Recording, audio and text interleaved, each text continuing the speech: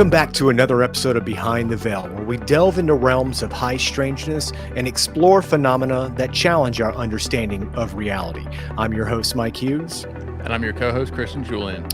Today, we embark on a compelling exploration into the controversial realm surrounding the UFO phenomena, delving into its potential connections to the spirit realm and the unsettling suggestion of a demonic element. Leading us through this intricate subject is none other than L.A. Marzulli, an acclaimed author, lecturer, and filmmaker celebrated for his groundbreaking research on UFOs, the Nephilim, and ancient prophetic texts. Marzulli has shared his exhaustive insights at various conferences, radio, and multiple television programs. Also renowned for his literary contributions, including the captivating Nephilim Trilogy and his visually compelling TV documentary series, The Watchers, along with his thought-provoking On the Trail Nephilim series. Marzulli has devoted his career to navigating this controversial and disturbing aspects of the UFO phenomenon.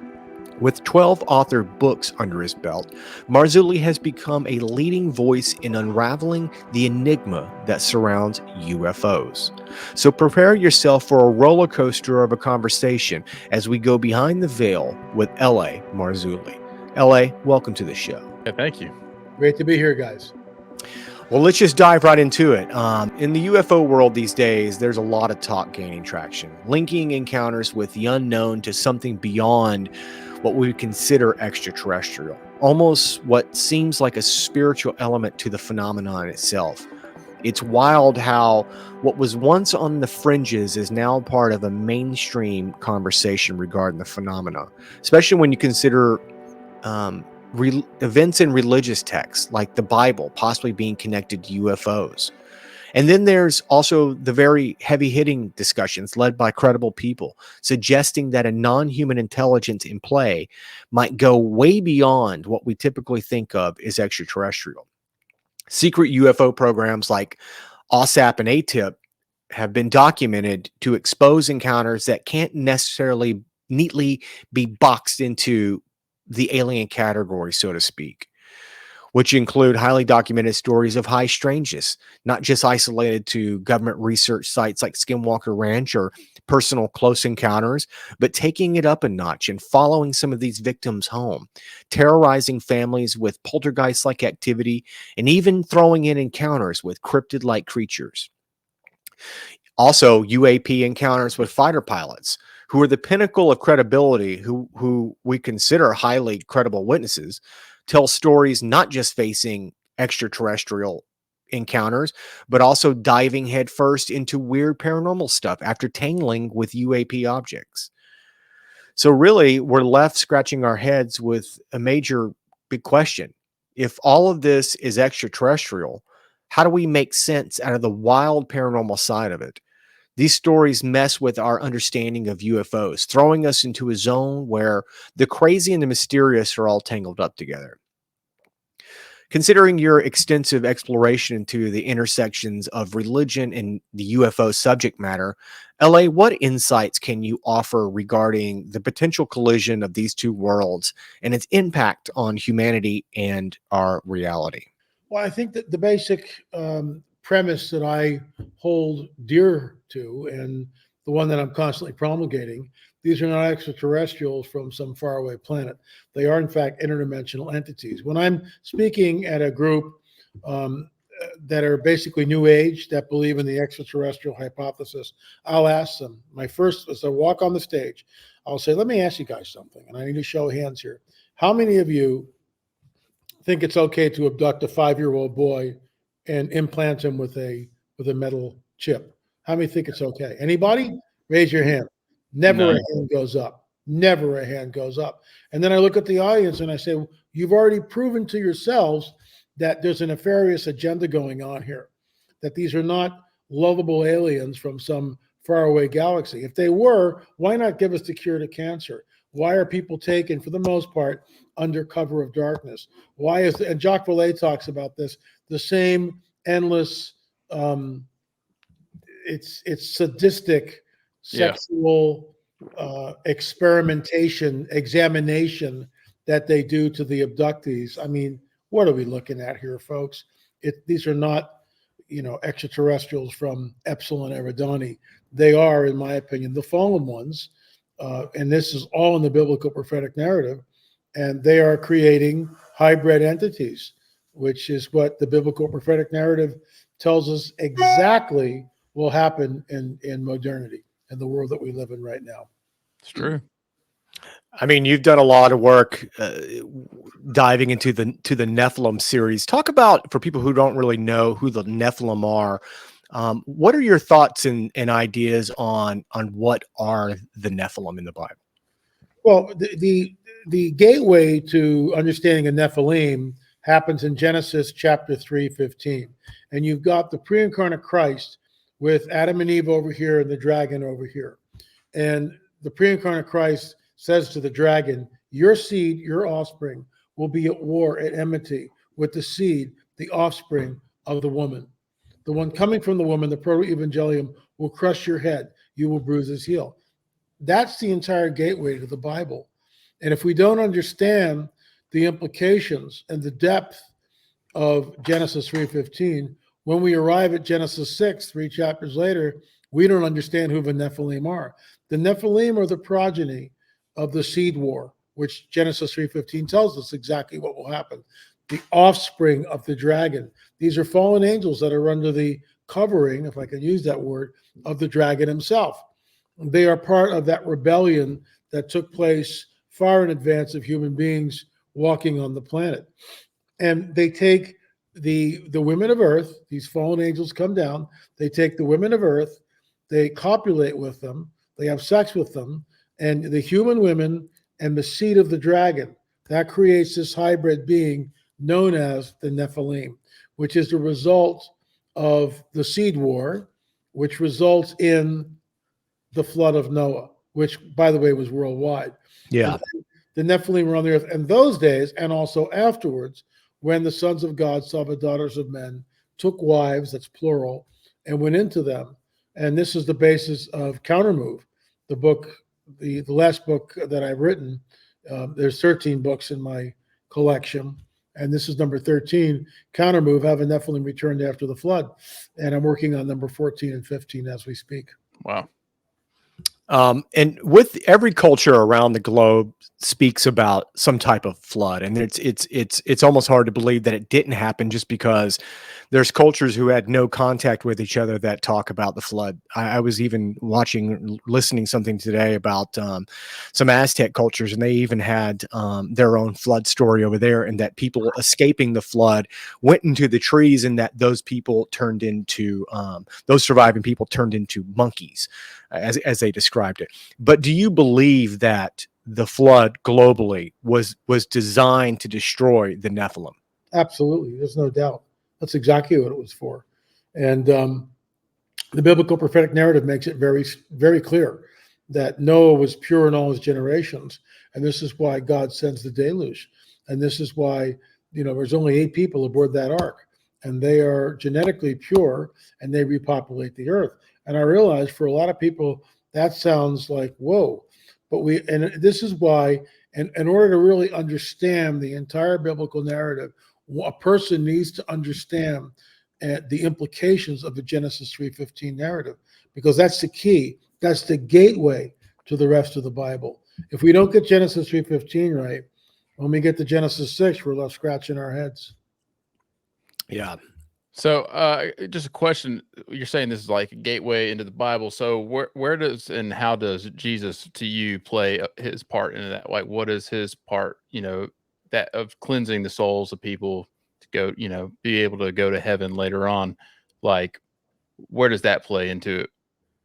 Well, it plays into it from Genesis 3:15, because that is the pre-incarnate Christ that's pronouncing that mandate, if you please, to the dragon and to the woman, which is, that in itself is mind-boggling. He's talking about the one coming from the woman's seed, the proto-evangelium, will take and crush the dragon's head. That's the entire Bible. The entire Bible revolves around Genesis 3:15. It is a seed war. We see the manifestation of the seed of the dragon, and then we see the manifestation of the seed that that the pre-incarnate Christ is talking about. And finally, it manifests through Mary. Behold, a virgin shall conceive. Bam, and the rest is history. It's almost 2,000 years ago when he walked the earth.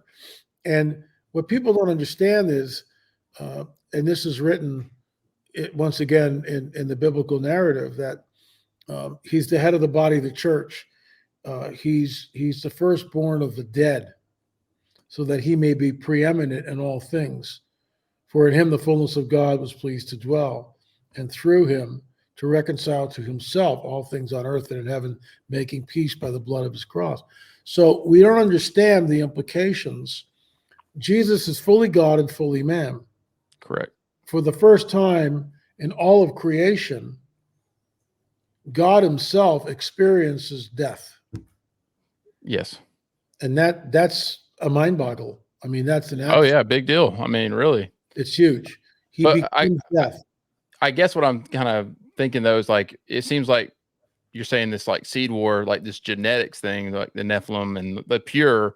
So like, where do people play into that? When are all those who accept Christ and his beliefs, are they now purified genetically, or like, how does that work? I guess that's kind of saying is like, how do you differentiate the genetic part of it? Well, the genetic part, the Nephilim were all wiped out in the flood. All right. And then they returned in later incarnations. So do I have Nephilim blood in me? No. Do you? Absolutely not. So that's not what being born again or being spirit filled is about. It's not so much about genetics, because if you were a Nephilim and you had Nephilim blood in you, you wouldn't be interested in salvation at all. I guess, yeah, that's what I'm kind of getting at. Do you believe that if you did have that you're kind of opposed to those beliefs? Completely opposed, but Gotcha. you'd be in a fixed state. I mean, like the Giant of Kandahar, which we broke the story on, in our Watchers 10 film. By the way, there's 30 films in our catalog. There's a lot of, we're only on here for an hour. So folks, we're just going to scratch the surface. There's 13 books. There's 28 films that are available. The last 2 will be available in a month or 2. But that's a huge corpus of work, which, we don't have time to really, we have an hour, so we can hip hop and move around from subject to subject. But the bottom line is that salvation comes to men and women. That's what salvation comes to. And the reason for this is because genetically we were altered. We were altered in the garden because Adam and Eve do something and they side with the dragon. And when they side with the dragon, everything changes at that point. When they eat whatever that fruit was, whatever they took into themselves, I believe it changed their genetics. And then everything from there, that's why they die. Yeah. I mean, if you look at too in the Bible, you'll see like people's lifespans were longer. Right. Now, I mean, you can interpret that like maybe they didn't account for a year being what we account for a year. You could make that maybe an argument for that. But you do see kind of strangely though throughout the Bible that there is that a pretty quick decrease in lifespan. And I've heard people say it has to do with genetics and it has to do with illnesses that are brought upon the earth as well. So it's kind of interesting that you kind of mentioned that. Do you think that, I mean, all of this, you don't think that there's any extraterrestrials that are visiting this planet? I mean, you think it's all spiritual related? I mean, UFOs historically work in absurd ways. And I think, a lot of people have described it as, the great deceivers, the tricksters. Jacques Vallée did some fabulous work of diving into history through fairies and, different entities and stuff like that throughout human folklore. Right. But, and one can say maybe they were showing up as this different phenomena, or it was just that phenomena, and that's just the way people interpreted it. But do you think that it's strictly spiritual elements that we're dealing with, or do you think that there's a mixed bag of extraterrestrial spiritual stuff? I mean, what are your ideas on that? Well, I don't. Let me just start by saying this: there's an absolute physicality to what we're seeing. So when you say spiritual, immediately some people would just go, well, there's no physicality. We're not saying No, there's definitely physicality for there's sure. definitely physicality to the phenomena on all Yeah. levels. These entities can manipulate space, time, matter, and energy. This is why with the abduction phenomena, they're floated through the window, which to our realm of physics is an impossibility. But they're Yeah. floated through the window, and the window doesn't open. How is it possible? They are levitated off the bed. How is that possible? And on it goes. And so what we're looking at is a future physics, a physics that we don't understand. But there are laws that they're manipulating. I've talked to several abductees who talk about going through the window. And they talk about the idea that they can tell when it's about to happen. Their whole body begins to tingle as they get ready to go through the window, which is really, I don't want to ever experience that. I have no desire to. So that's the first thing we've nailed down, that there's a physicality to it. When people are abducted, it's not delusion. It's not demonic delusion. They are taken. Seed, ovum is taken from women. The sperm is taken from men. Women, and this is Fox News, so that some women who are taken aboard UFOs find themselves pregnant. Well, those of us in the field as ufologists, we've known about this for decades. Absolutely for decades. This is nothing new. But this is, this is our fourth film. And we have 9 films, actually 10 films in the UFO series. So 8 of them are available right now. Number 4 in that series is on abductions. We sat down with 4 people, 2 men, 2 women. All of them were abducted at a very, very early age.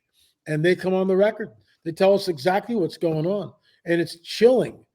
It's chilling to go into their world and understand what is happening. So to your point about the universe, no one knows what this is or where we are in it. Nobody. Nobody has any idea of what this really is, or where it came from, or if it has an end. We have no idea. So the analogy I use is, if the universe is analogous to the United States of America, is planet Earth in Austin, Texas, Nashville, Walla Walla, Michigan, Los Angeles, Detroit? We have no idea where we are. We have no idea where we are.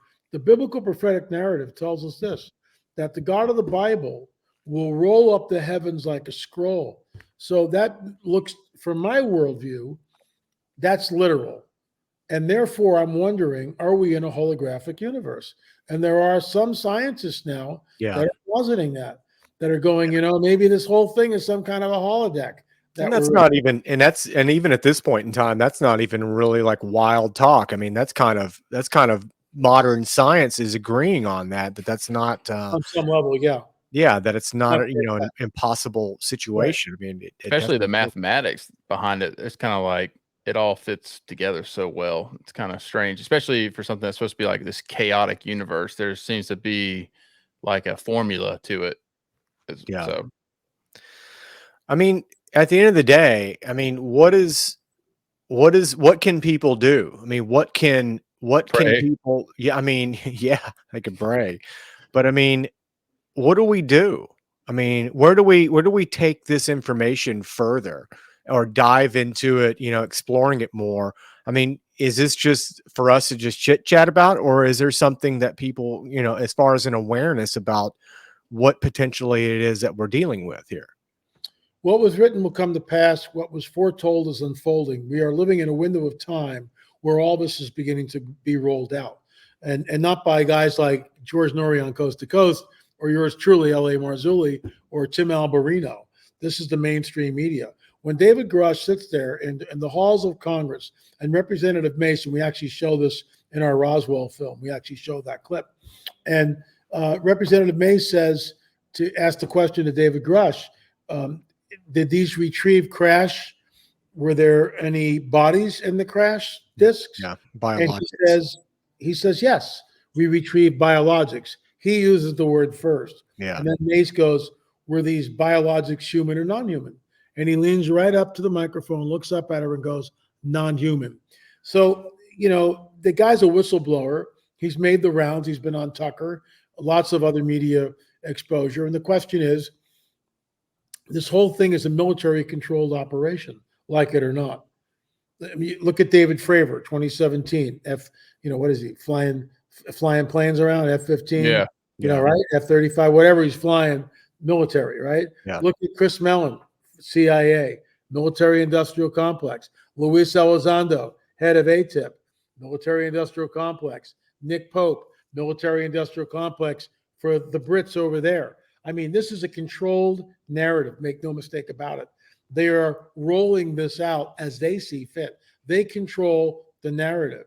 What the average Christian needs to understand, we are looking at the culmination of the seed war. We are looking at, there's an ancient prophetic text written in the book of Daniel, chapter 2, verse 43. Their seed will mingle with the seed of men, but they will not cleave to them. Their seed, who are they? Their seed will mingle with the seed of men, but they will not cleave. The word cleave is the word that we get for marriage. A man will leave his father and mother and cleave to his wife. Jim Williamson showed me that. So it's like there's no marriage contract. That's exactly to the nines what is happening in the modern day abduction phenomena with the consequent breeding program. Fox News, not L.A. Marzulli, Brett Baer stated on the record that some women who are taken aboard UFOs find themselves pregnant. Yeah. In our fourth film in the series, we sat down with 2 women and 2 men. Sperm is taken from the 2 men. They talk about being violated from and taken. They're taken from the time they're 5 or 6, and then when they reach puberty, they are violated.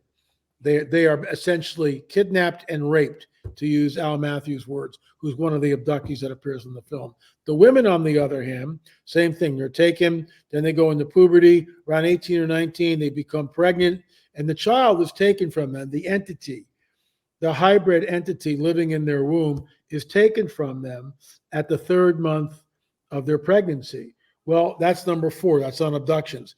The 6th film in our series is on cattle mutilations. And what we do is we draw and connect the 2 phenomenon together. So in cattle mutilations, genetic material is taken from the cow. All the blood of the animal is completely drained. There's no blood in the animal at all. So it's not predators. It's not some satanic cult. Yeah. The cow is lifted up. Yeah. They do the dirty deed. They deposit it back in the farmer's field, which causes a great amount of fear. But I don't want to go down that rabbit trail. I want to stick to the point I'm trying to make. So they are creating, because bovine blood, unbeknownst to many people, can be used and is being used in transfusions to humans. Bovine blood can be used in a transfusion with human beings. Okay? These entities are creating artificial wombs for the hybrid entities, which are taken from the women on the 3rd month of pregnancy, and they put them in these artificial wombs, and they grow into maturity. And these are the hybrids. This is Daniel, chapter 2, verse 43, on steroids. This is Jesus warning us it'll be like the days of Noah when he returns. So my work, my body of work, the Nephilim Trilogy, the first book in that was written in 1998. So, we're looking at something that's 25 years old, roughly. Yeah. Right? That's been out there. So I've been doing this for a long time, long time, banging the drum, warning. Well, that warning, for the most part, fell on deaf ears. That's not my problem. I'm doing my job. But in 2017, when Commander David Fravor appears on Tucker Carlson, now all of a sudden the cat's out of the bag. And he's saying that the tic-tac shaped object was not from this earth. So if it wasn't from the earth, where was it from?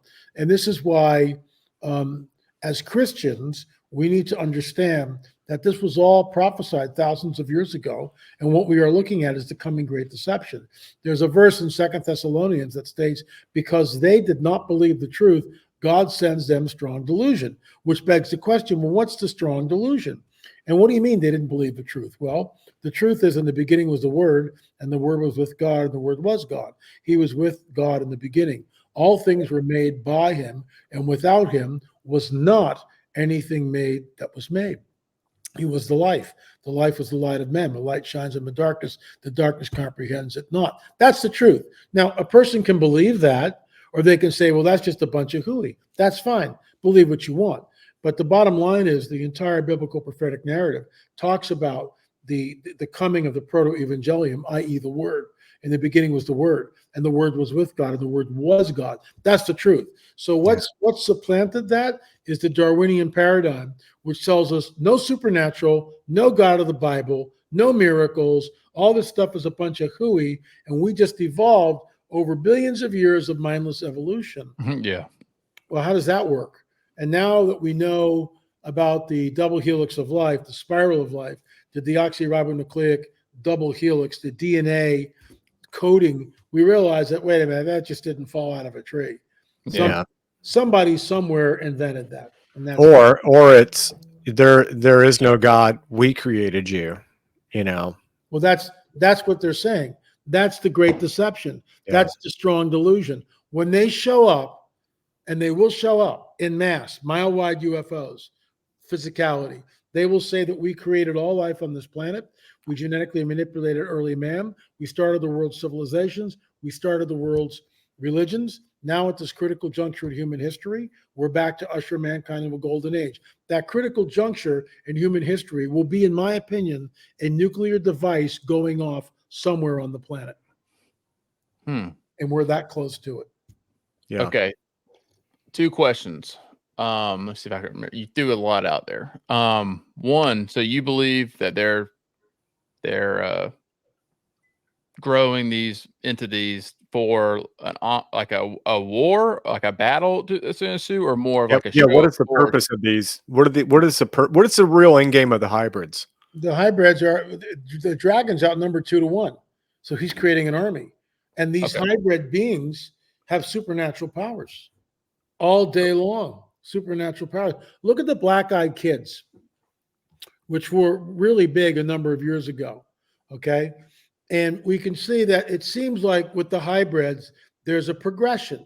So in the 90s, they look very skinny. They look more alien than human, blonde, stringy hair. They look weak. Then you skip about 10 years, right? And then you've got the black-eyed kids. They're short, they're stocky, but they're stunted. They look like children, okay? But the black eyes. Then you've got the modern-day hybrids, which Al Matthews, in our very first film on UFOs are real burgeoning, not going away. Al had an encounter with this woman who basically the eyes went ding like that right in front of him. She's a hybrid, in our opinion. And we've had other accounts from people that have encountered hybrid men, hybrid women who can pass. Yeah. Okay. So I guess that kind of brings me to my second question is, you're saying that it's been kind of like a military rollout of this, as if the military really knows the truth, or our government is aware of the truth and has been aware of the truth for some time, especially back in the day when there was a lot more conservatives, heavily, strong believing Christians. Why wouldn't they just come out with this in the first place and be like, hey, look, we got this problem on our hand and this is a real deal. Like we could be potentially facing a future war with these things.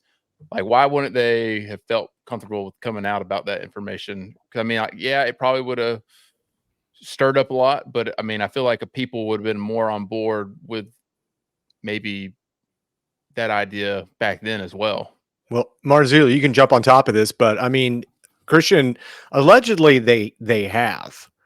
There was apparently some people in the military industrial complex, especially in the Air Force, ultra Christian conservatives that said that there was a demonic element to it. Yeah, they did. Yeah. And they weren't coming out. They weren't saying that to the public, but that was within the inside circles. Yeah. Yeah. When was within this? some of these programs, and some of the interesting aspects about it is you've had some very credible people that have actually even brought up that we're not really ruling out the demonic card, and that blew me away hearing that.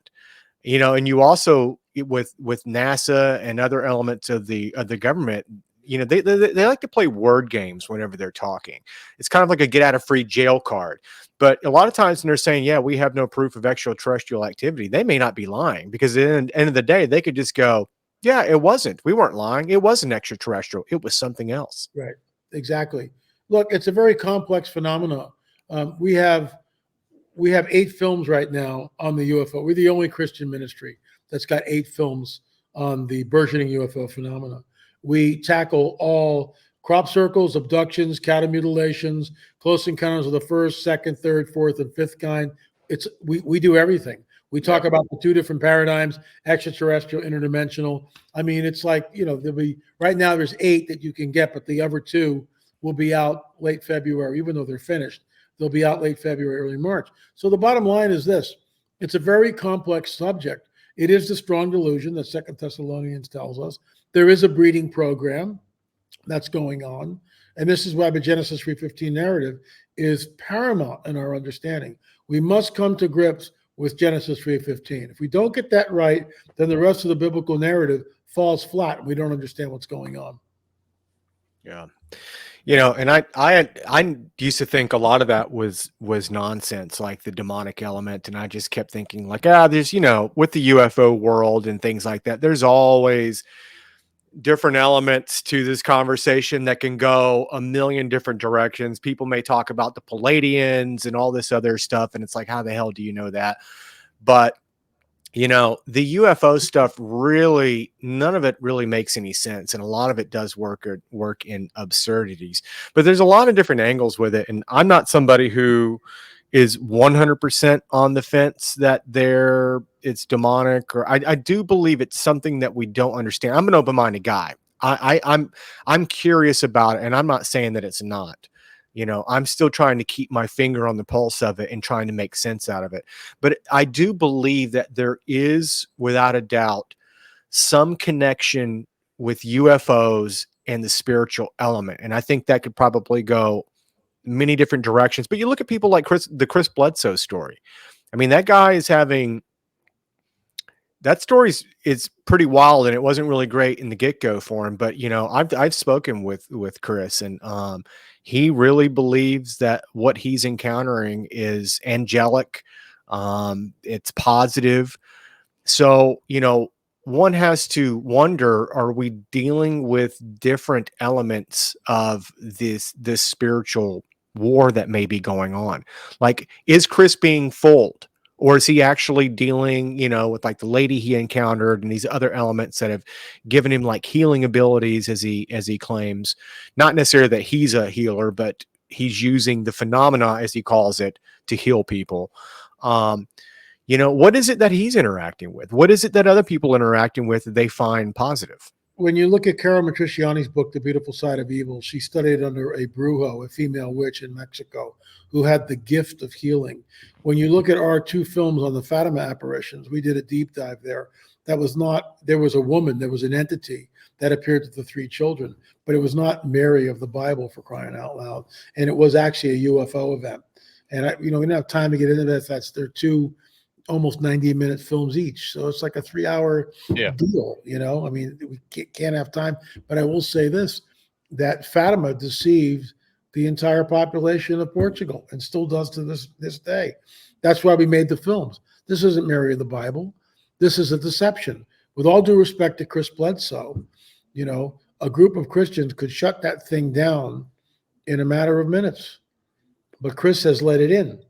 It's called a familiar spirit.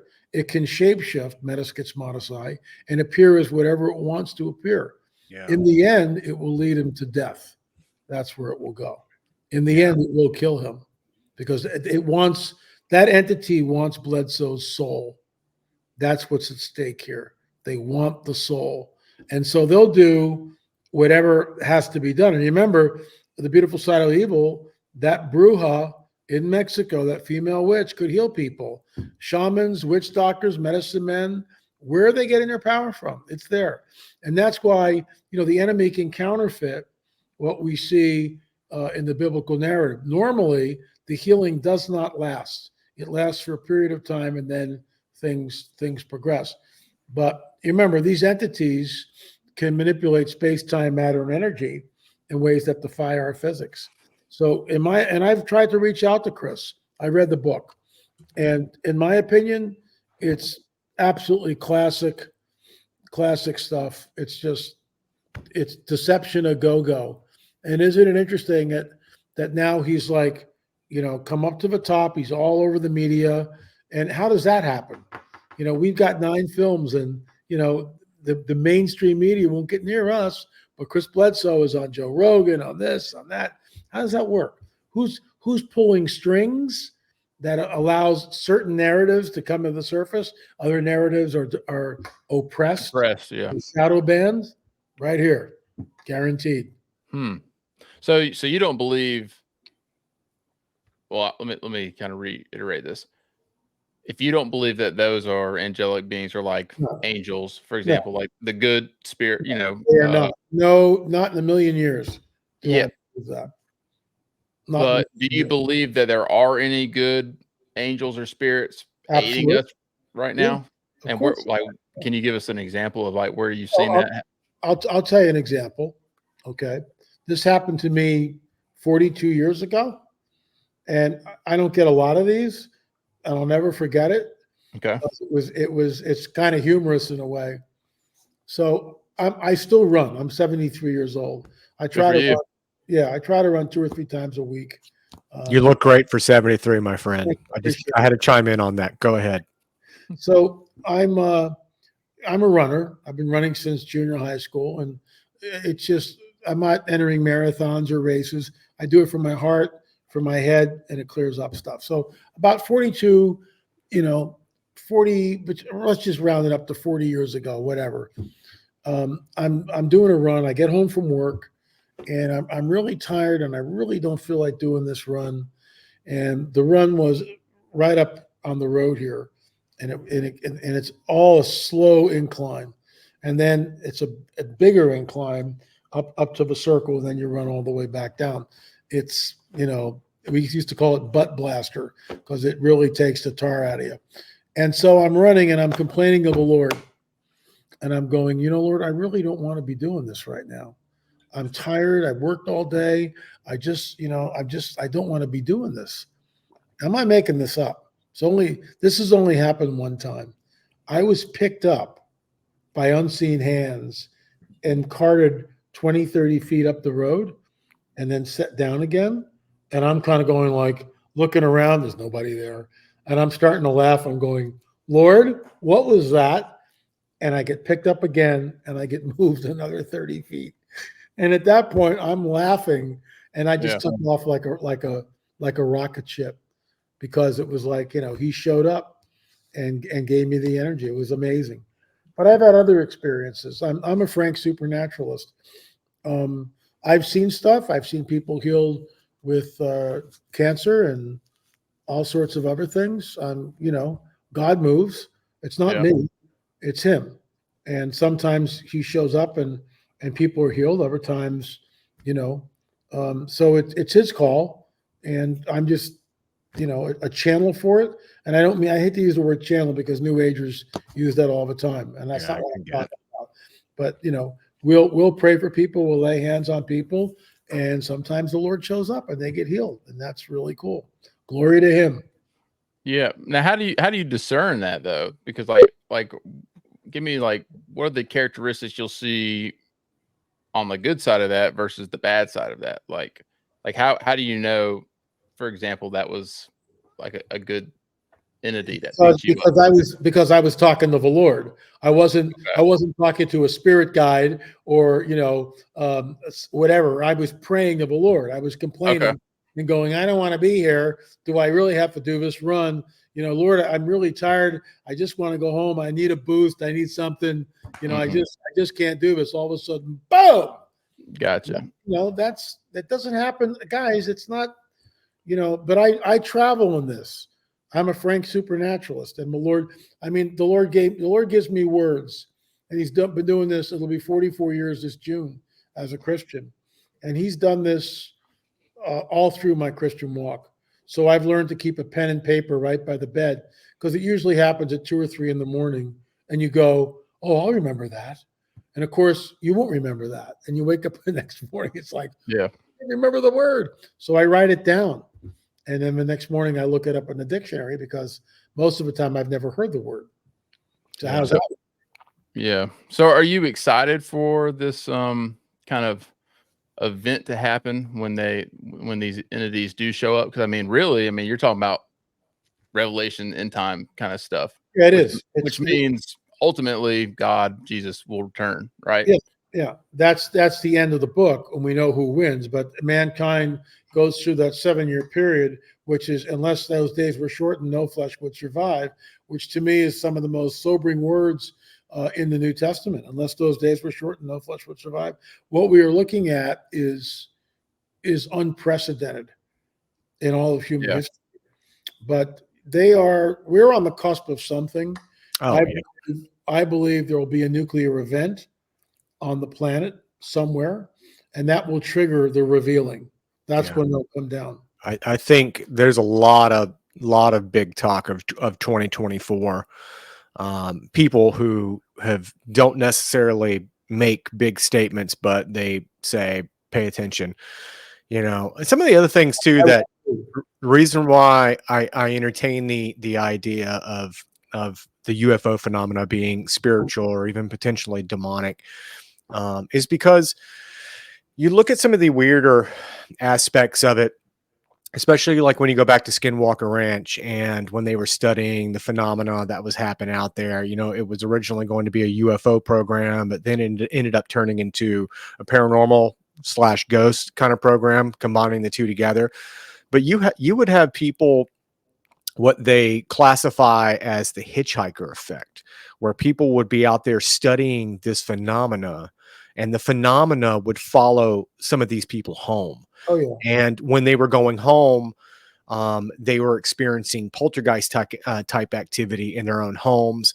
Some of the family members from some of the contractors that were working out at Skinwalker Ranch on the offset program were even seeing hellish looking creatures, what they call dogman or werewolves. And that wasn't just coming from one person. That was coming from the entire family, where they were seeing werewolf like creatures literally staring and watching them in their backyard. So when you hear stories like that are not campfire stories, but these are legit stories, that even these stories have actually been presented to Congress in some of the hearings, how the hell do you explain that type of activity where you have paranormal type creatures, poltergeist type activity, which could be also related demonic activity, that correlate with UFOs? Because it's all sourced from the dark side. All of it's sourced from the dark side. There's a gateway. There's a portal at Skinwalker Ranch. Entities come in and out. It's a gateway. It's a portal. And yeah, you're down there. You're on their turf. The Native Americans know that. They won't even get near it. They know what's there. And most of them, just they know who it is that runs that place.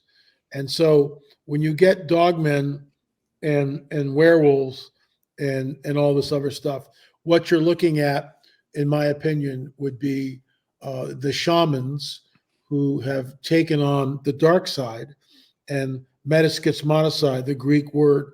They're able to shapeshift. They're able to change their appearance. And every shaman worth his salt knows how to do that. That they get the power. They're able to do that. And that's where the dogmen and the werewolves come from. It's a very complex, nefarious subject that we're dealing with. You talked about transference. When I was down in Paracas, Peru in 2013, I was handling the elongated skulls. I had hitchhikers with me when I came back. Yeah, I'm glad you're diving into this. That was going to be my next question. And it took 2 years to get rid of them. We recently had another incident, which I won't go into, within the last 72 hours here. What? Come on, tell us. Can't. What? Can you talk about some of the, when you say you have hitchhiker? Wait, say that again. I can talk around the periphery of it. I will say this: that Okay. objects can have attachments to them. Yeah.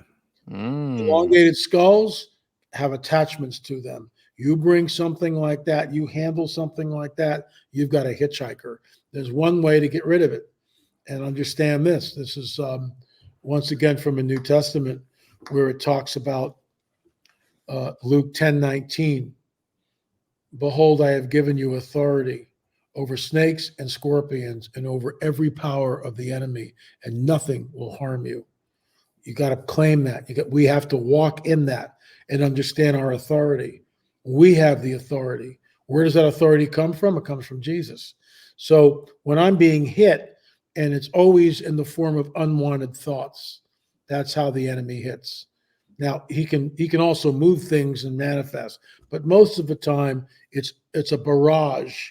It's dark, it's evil, it's unwanted thoughts, and we have to push those thoughts out. And the way we do that is we take the sword of the Spirit. What is the sword of the Spirit? The Word of God.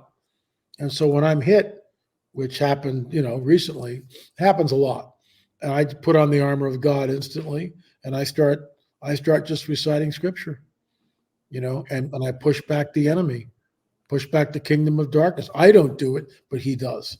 Yeah, Gotcha. I've had. I won't get into it because we've discussed it on this show before, but I'm briefly mentioned. I've had my own. The only way I could describe it is demonic attachment, and there was a period of time where I was terrorized in my own home. Oh yeah. I was experiencing sleep paralysis. Yep. I was physically attacked one night. It felt like an animal ran across the bed. Like it literally, I thought it was my dog jumping on the bed because it felt like an animal. And I braced myself. I was deep asleep. It was like 3 or 4 in the morning. And it wasn't uncommon for them, especially if my wife was getting up, for the dogs to jump up on the bed and when she let them out of their crates and come up and start licking me in the face. So I was sitting there thinking, yeah, this is my dog coming across the bed, and I was laying there, and all of a sudden I got hit with what I could only describe with, it was a gut punch where it knocked the air out of me, could not breathe. And I felt like I had like a 500-pound electric beanbag on my body. I was completely paralyzed, could not move.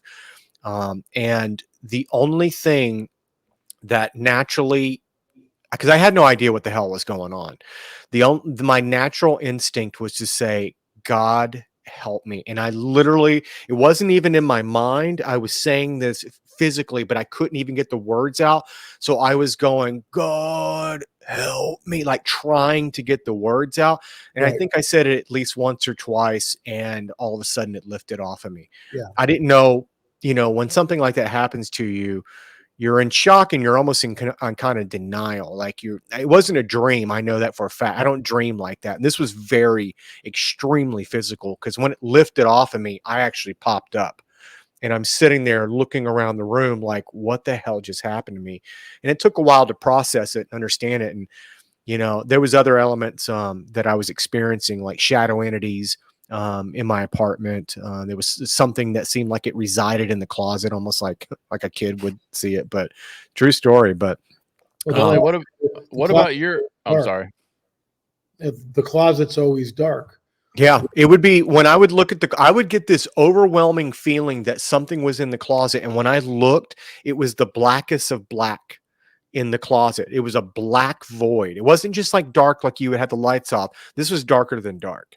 And I would actually have to get up and close the closet door because it bothered me so bad. Absolutely. I put on the armor of God at least once a day.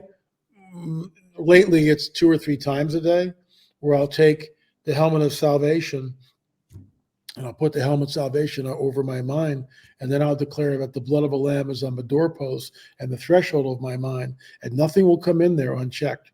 Nothing will come in. No thought, nothing will come in unless it's completely checked. And if I don't like that thought, it's out of here. I take the breastplate of righteousness. Who is my righteousness? Jesus. It's Jehovah Sitkanu. He is my righteousness. I take the belt of truth. He is the truth, the life, and the way. And who's that? That's Jesus. I put on the shoes of peace. Who is the Prince of Peace? Once again, it's Jesus. I take the shield of faith, right? I take that shield of faith. Who is the author and finisher of my faith? It's the Lord. It's Jesus. I take a sword of the Spirit, alive and active and sharper than any double-edged sword. It penetrates between joint and marrow, soul and spirit. It judges the thoughts and intentions of the heart. That's my weapon. And if I'm hit, first thing I do is get that armor on. Get that armor on, because I know I'm dealing with something that's not natural. I'm dealing with supernatural stuff. And then, Lord, bring your angels in here. Let's push back the darkness. There's no place here.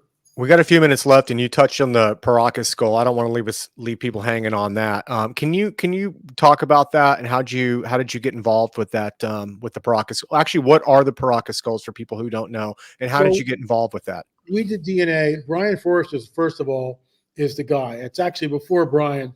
It's Senior Juan Navarro who's passed away.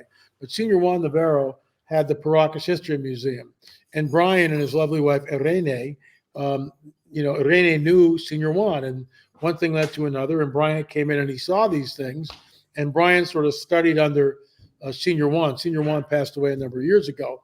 So I'm watching a YouTube video years ago, 2012, and I emailed Brian, and I mounted up an expedition, and we went down and we handled these elongated skulls. They are, in my opinion, Nephilim. We are the only Christian company researchers ever to do extensive DNA testing on these elongated skulls. And I want to thank our donors who always remain anonymous. They gave us a boatload of money to go down there numerous times, to pay for permits and this, because it's just not, you just don't walk in and do this. Are these still considered like the red-headed giants, or is this something completely different?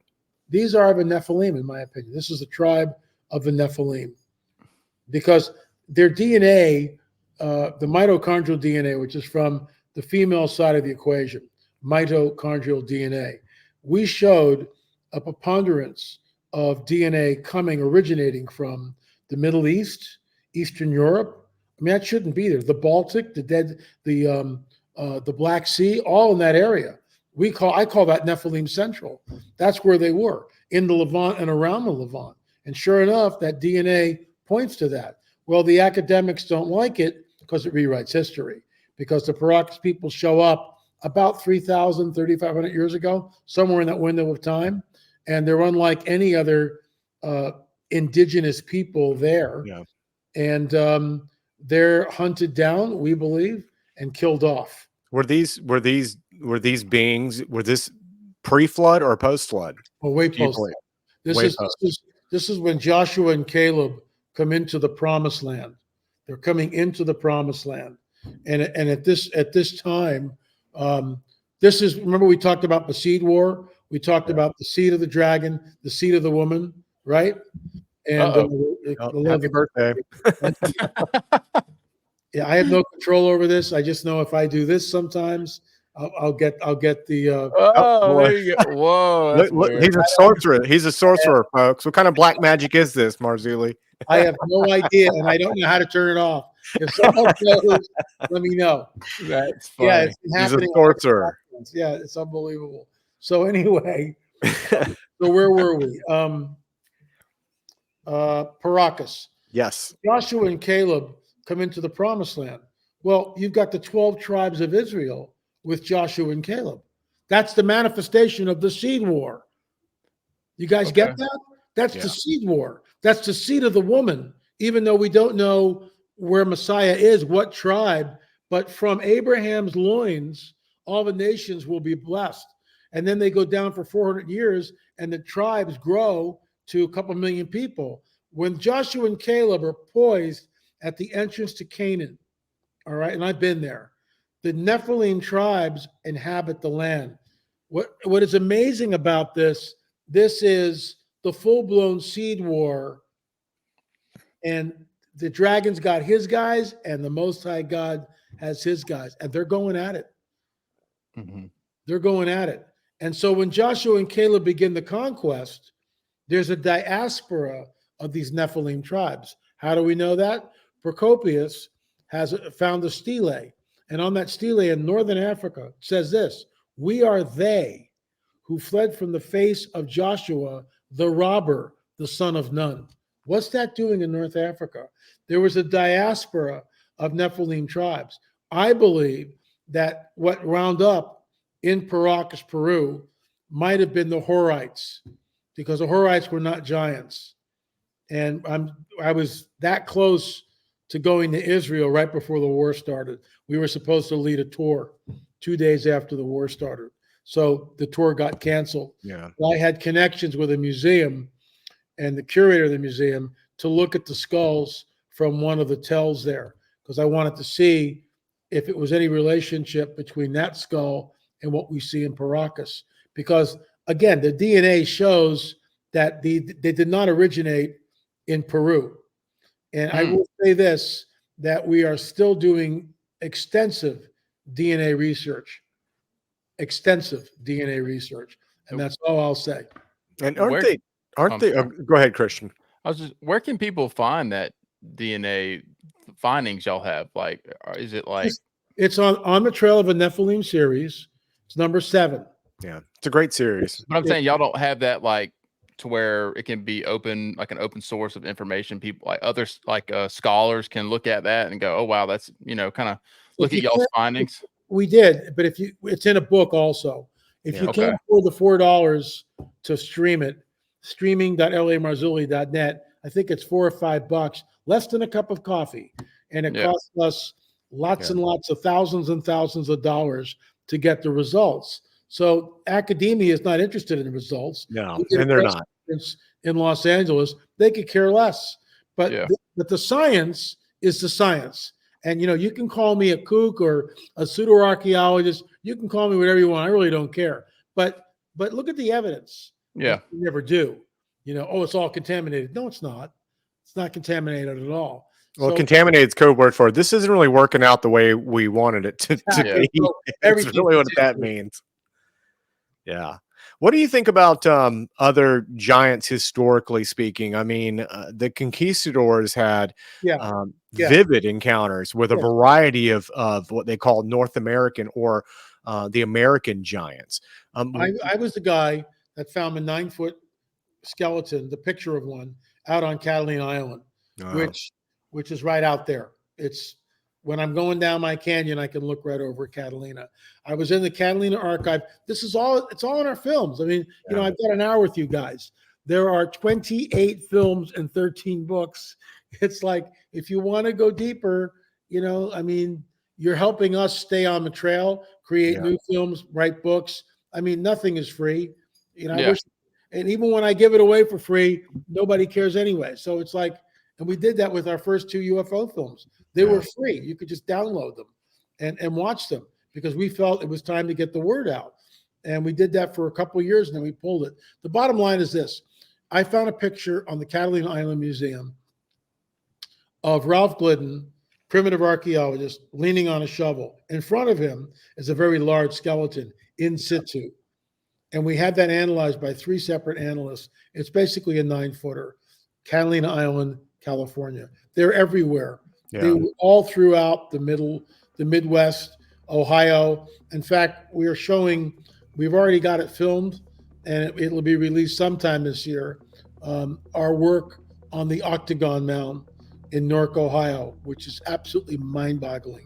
Wait till you guys see this. Yeah, we'll have to check that out.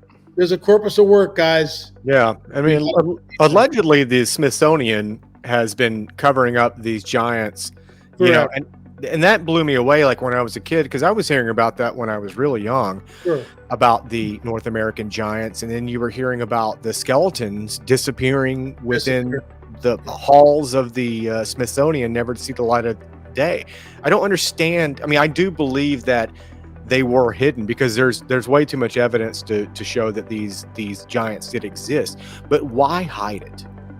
Because it goes against the Darwinian paradigm and reinforces the biblical prophetic narrative. It points back to a supernatural world.